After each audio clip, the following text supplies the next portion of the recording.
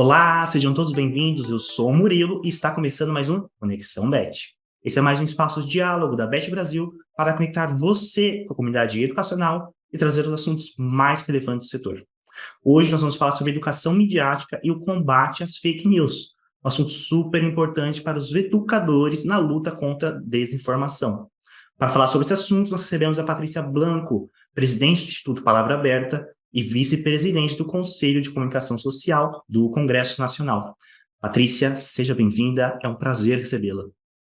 Um prazer é meu, Murilo, de estar aqui podendo conversar, né, com a sua rede de educadores no Conexão Bet e poder falar desse tema que é tão relevante para todos nós, né? Então, Patrícia, para a gente começar, eu gostaria que você explicasse um pouquinho sobre sua atuação à frente do Instituto Palavra Aberta, que inclusive coordena o Educamídia, ali, que é um projeto que trata exatamente sobre essa questão da educação midiática, de combate à desinformação. Então, eu queria que você explicasse um pouquinho mais sobre sua atuação à frente do Instituto. Bom, eu presido, né, o Palavra Aberta desde a fundação.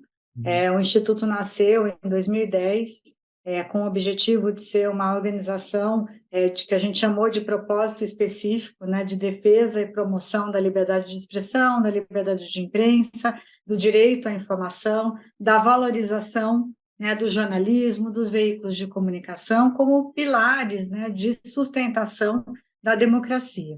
E conforme a gente foi criando o Instituto, ele foi sendo pensado, a gente começou a ver que existia um desafio imenso que estava se colocando, que era a questão do entendimento primeiro, do papel do jornalismo, né, da importância da liberdade de imprensa e, ao mesmo tempo, o uso, né, de uma nova ferramenta de comunicação que permitiu que todos nós passássemos a ser não só consumidores de conteúdo, mas também produtores de conteúdo, como forma de exercício da liberdade de expressão, que é maravilhoso, mas também trazendo grandes desafios, né, e impactos, justamente por conta dessa profusão de autoria, e aí a necessidade da gente pensar numa educação, em projetos de educação que permitissem com que nós entendêssemos melhor esse cenário, esse ambiente informacional tão repleto, tão cheio de novas possibilidades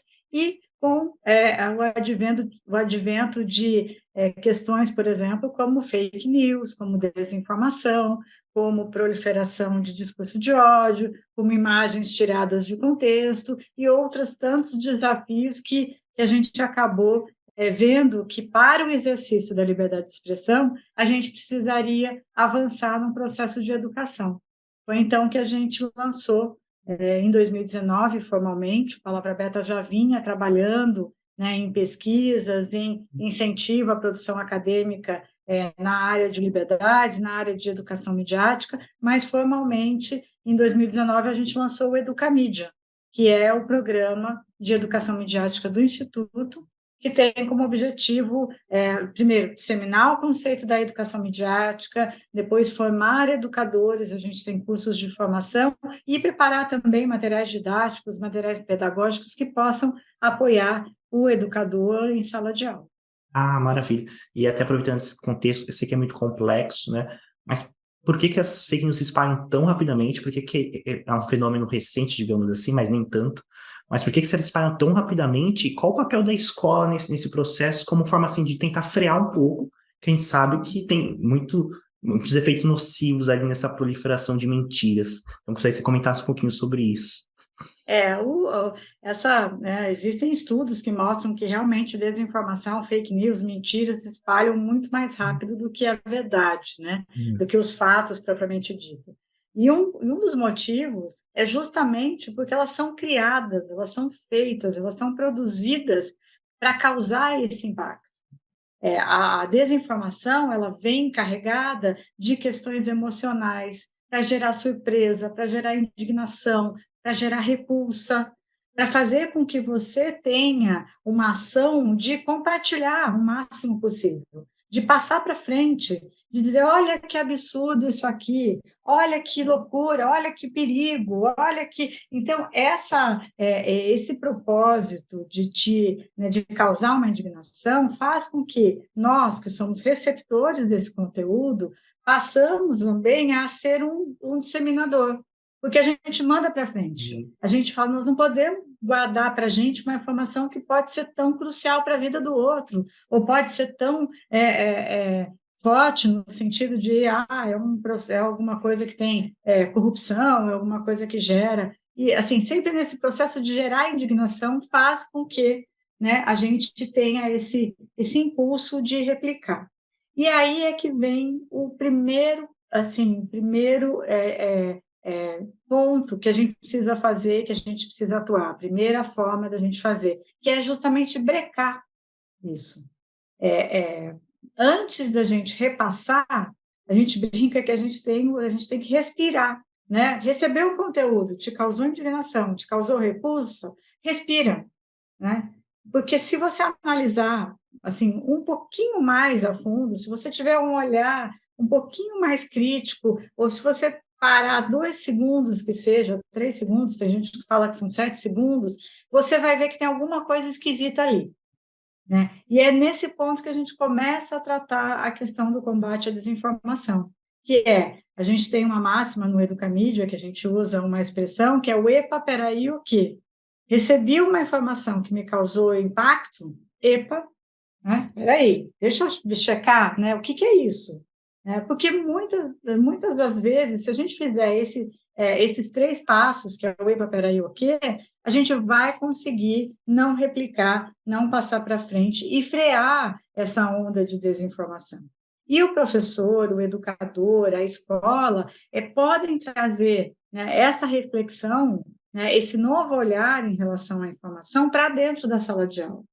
E isso faz parte de um processo de, primeiro, treinar o próprio olhar, né? Entender que esse mecanismo da desinformação, de causar repulsa, é feito propositalmente.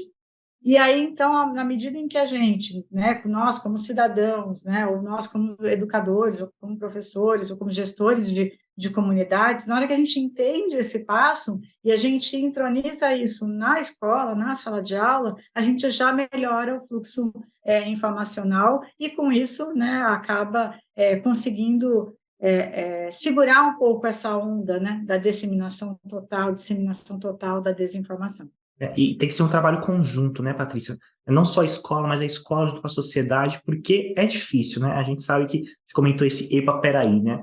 Então, acho que tem que ter aqueles momentinhos de falar, será que isso de fato é verdade? Será que isso de fato é real? Ou, se você persistir com essa dúvida, pesquisar veículos confiáveis, fontes confiáveis, para saber se de fato essa informação e não sair disseminando. Então, acho que é um trabalho em esforço coletivo, né? Exatamente, até porque assim, o que a gente sempre coloca, e até para a gente mesmo, né, enquanto cidadão, treinar esse olhar, no sentido, por que eu recebi essa informação da prima do meu cunhado, né, que é vizinho do tio, do porteiro do prédio, que é amigo do professor, quer dizer, é uma cadeia, né, que chega, e a gente recebe aquilo e diz o seguinte, não, isso é verdade, né? Se a gente nem levantou, é meio que uma visão avestruz, né? A gente está ali tão submerso, tão imerso no grupo de WhatsApp, no grupo de Telegram, no qualquer rede social, que a gente precisa levantar a cabeça, né? E olhar o que está acontecendo do lado. Né? E olhar o que está acontecendo do lado é checar em outra fonte, é olhar outro veículo, é buscar, dar minimamente uma busca, né? Saiu naquele veículo X, então vou procurar no veículo Y. Estão dizendo que confiar um pouco nos veículos de comunicação formais estabelecidos, que seguem critérios, que seguem métodos e que são responsáveis e podem ser responsabilizados pelo conteúdo que produzem. E não numa fonte apócrifa, num conteúdo ali, né, questionável, né, e que você acaba acreditando, né, em detrimento a fontes que são, de fato, formais, estabelecidas e responsáveis. E acaba dando vida ainda mais a essa mentira, essa desinformação. Agora, Sim. trazendo um pouquinho para o cenário educacional, né? Uma pesquisa recente do Instituto Palavra Aberta, que você dirige, mostrou que mais de 50% dos professores estão preocupados com esse cenário de desinformação, mas só 40% deles estão preparados para lidar com esse desafio. Então, a pergunta é, o que a gente pode fazer, de que forma a gente pode auxiliá-los nessa luta aí contra a desinformação? Assim, foi muito interessante quando a gente fez essa pesquisa, Murilo, porque a gente precisava entender mesmo o cenário.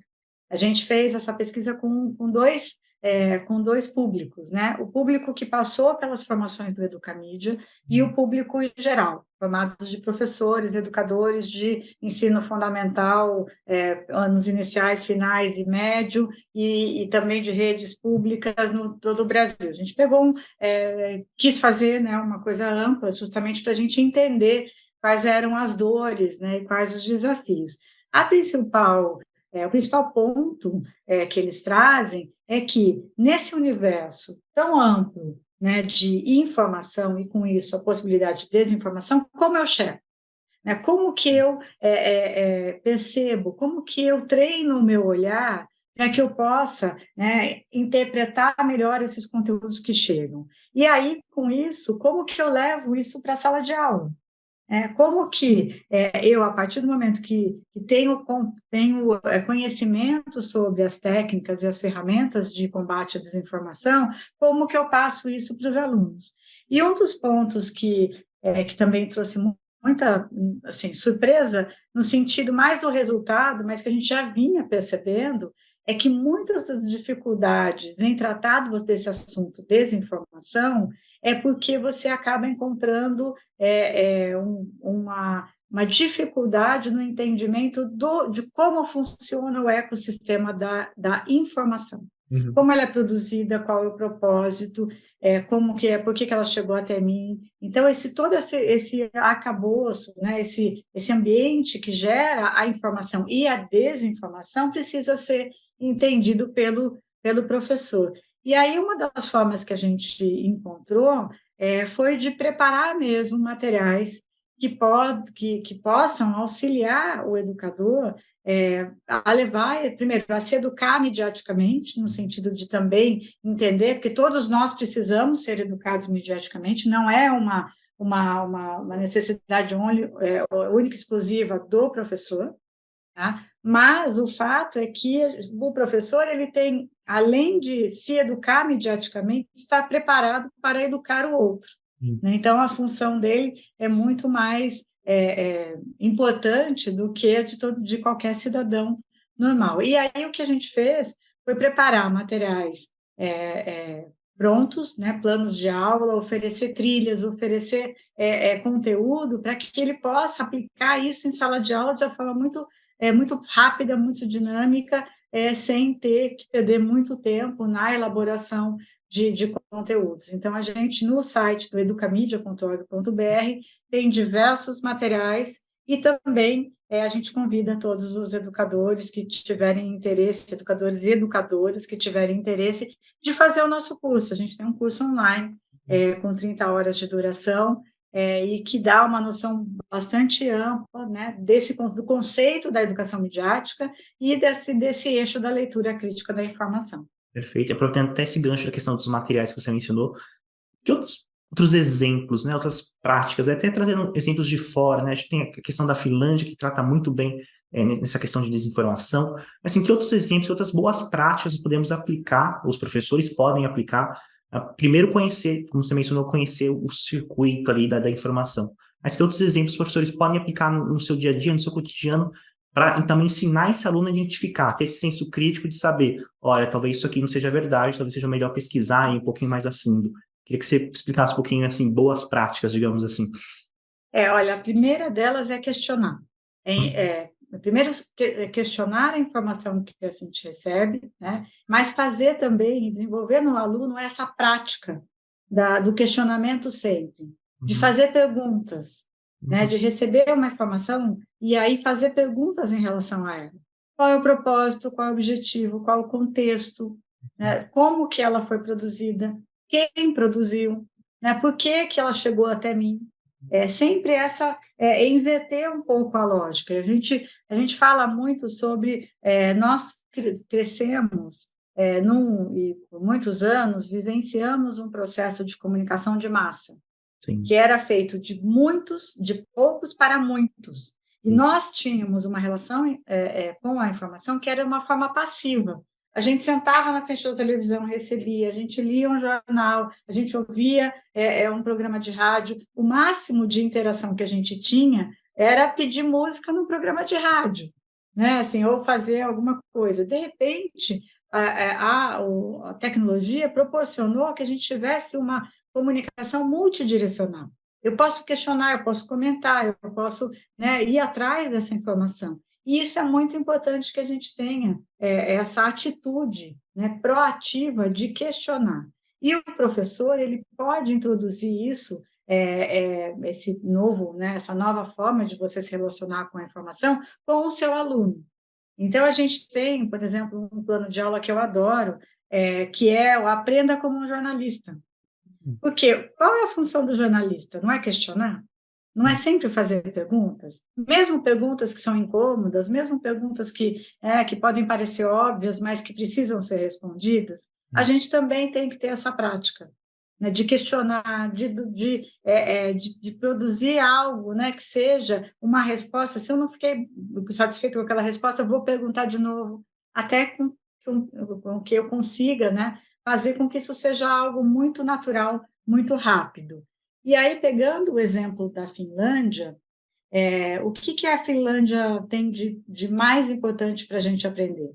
Longo prazo. A política de educação crítica, de incentivo ao pensamento crítico, de incentivo a práticas de combate à desinformação, ela começou como uma política de Estado, né, uma política pública de Estado há 15 anos atrás. Então, a gente precisa, e olha o quanto, né, um processo de educação é um processo de longo prazo. Então, a gente precisa continuar, a gente não pode simplesmente falar assim, vou combater a desinformação visando a eleição tal. Não, é um processo contínuo de formação do pensamento crítico. E esse exemplo da Finlândia pode ser muito bem seguido agora que a gente tem, né, no Brasil, um departamento, né, dentro do governo federal, e voltado para o desenvolvimento de uma política pública de educação midiática, né, que está dentro da Secretaria de Políticas Digitais, mas que tem como objetivo, né, e tem a função de articular ações, né, de Estado com outros tantos ministérios, da educação, de direitos humanos, da saúde, né, para combater, por exemplo, desinformação por conta das vacinas, e desenvolvimento social e tantos outros, né? O céu é o limite, a possibilidade de fazer com que a educação midiática chegue de forma transversal, não só para o ensino formal, mas também para fora da escola, assim, a gente está num momento hoje que a gente está com a faca e o queijo na mão, a gente só precisa cortá-lo. Até aproveitando esse gancho que você trouxe do governo, você está à frente como vice-presidente do Conselho, né, de Comunicação ali do Congresso, que está justamente sobre essa questão de liberdade de imprensa, de comunicação, enfim. Gostaria de saber quais são os principais pontos, né, do Conselho, que está sendo tratado, qual o objetivo ali, e os próximos passos também desse Conselho, queria entender como funciona essa dinâmica, Patrícia. Então, é uma super oportunidade também, estou muito feliz de estar ali no Conselho, já fiz parte de outras composições, mas agora, né, fui eleita vice-presidente e tenho apoiado o presidente Miguel Matos na gestão, né, do Conselho, e aí esse Conselho, ele é um órgão acessório do Congresso Nacional. Ele foi criado, ele foi colocado ali, né, como uma criação desde a Constituição de 88, justamente como forma de auxiliar o Congresso Nacional em pautas de comunicação. E olha que, assim, a gente teve momentos que esse conselho funcionou, teve outros que não funcionou. Durante a pandemia, o conselho ficou parado, a gente não pôde se reunir, e agora voltamos a nos reunir com duas pautas prioritárias. Primeira pauta, combate à desinformação, né? Como que a gente, dentro desse guarda-chuva de projetos de lei que estão sendo discutidos, de discussão, por exemplo, sobre remuneração de conteúdo jornalístico, sobre, né, educação midiática, né, combate à desinformação propriamente dita, como que a gente pode criar, né, comissões temáticas para elaborar relatórios que auxiliem os deputados e senadores na hora que eles forem votar. Essa é a função, né, do Conselho, fazer estudos em cima de temas que são caros e que são em discussão no Congresso, e emitir relatórios para que subsidie, né, ou esses relatórios subsidiem os parlamentares na hora da votação. E o segundo tema, que é outro tão, né, a gente nem saiu do primeiro, mas já estamos no segundo, que é o marco legal da inteligência artificial, que vai ter impacto na educação, vai ter impacto em tudo, né? Na nossa vida, né? Enquanto humanos. Mas a gente tem buscado analisar os impactos da inteligência artificial na educação e também no setor de comunicação e no combate à desinformação. Então, tem outras questões, violência contra jornalistas, como que a gente pode melhorar, né, a punição, por exemplo, de quem pratica atentados, né, até crimes mesmo contra jornalistas, como que a gente pode valorizar a profissão, como que a gente pode melhorar o entendimento da sociedade em relação aos comunicadores. Então, a gente tem uma pauta bastante extensa, mas eu acho que são pontos muito pertinentes e que todos envolvem, né, essa questão da manutenção e fortalecimento da democracia. Né? São 2 pontos só, mas são 2 pontos muito abrangentes, né? Muito complexos também para a gente lidar. É um trabalho bem árduo, imagino. Sim, sim. Não, e você tem, assim, eu falo sempre da questão da democracia, mas você tem toda uma questão de discussão, tanto do combate à desinformação como da inteligência artificial, na questão da manutenção dos direitos humanos. Uhum. Né? Então, eu acho que isso está tudo assim, muito imbricado, né?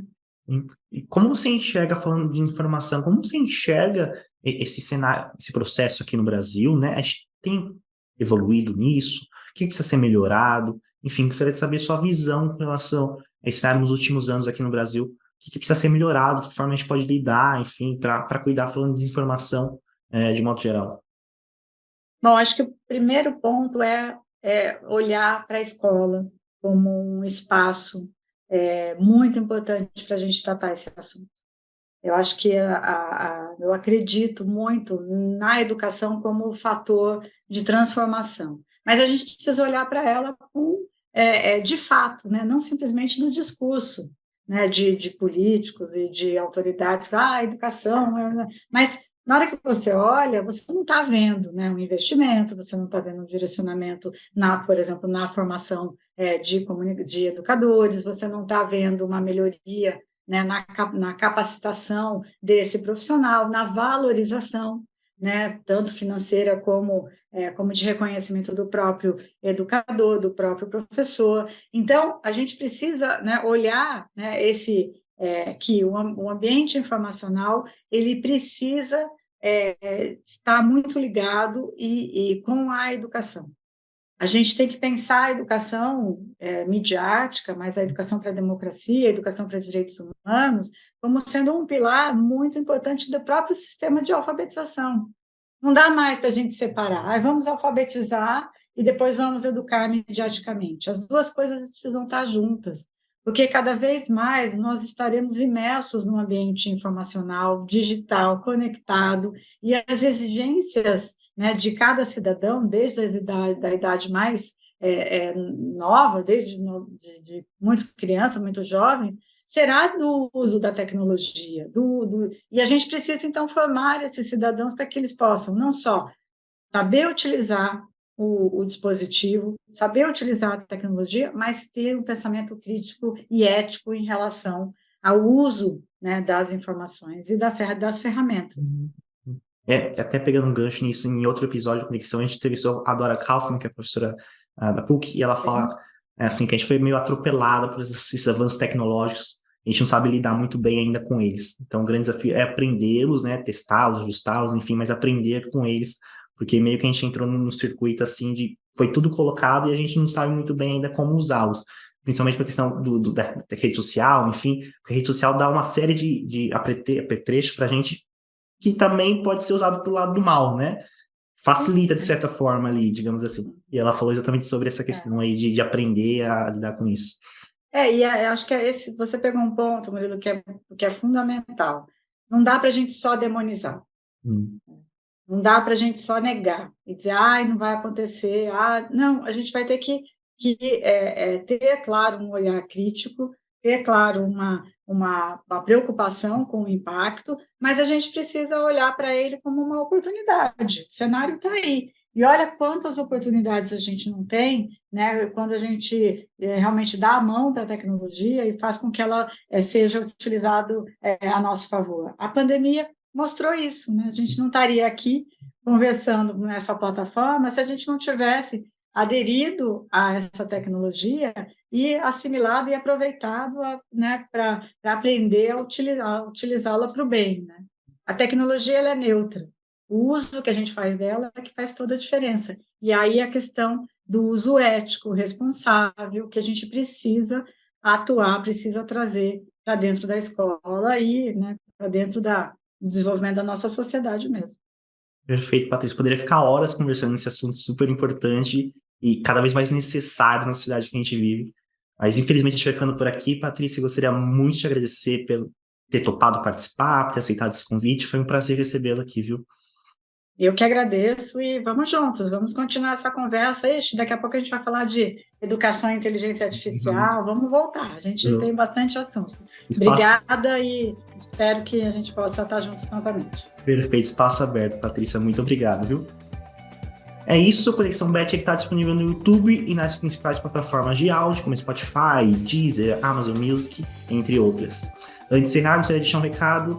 Vem aí a jornada Bet Nordeste, evento dedicado ao diálogo da educação básica pública e privada com diversos especialistas. O evento acontecerá nos dias 27 e 28 de setembro, em Olinda, Pernambuco. Para saber mais, conferir como participar, é só acessar nosso site, brasil.betshow.com.